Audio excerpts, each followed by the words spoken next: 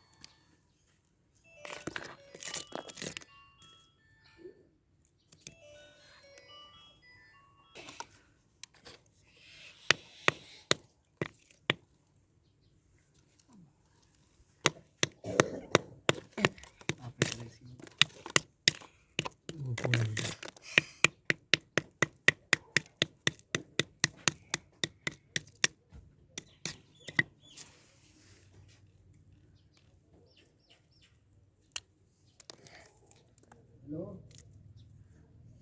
हाँ बताओ ना अल्लाह का शुक्र है जी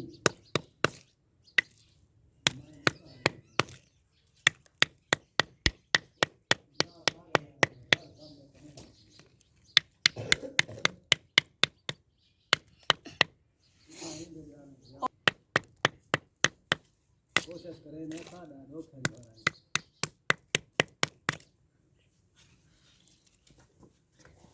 जाना था इतना काम ठीक है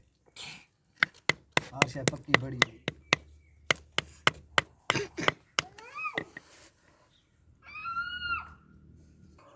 लत्तां टुट्टियां वे चल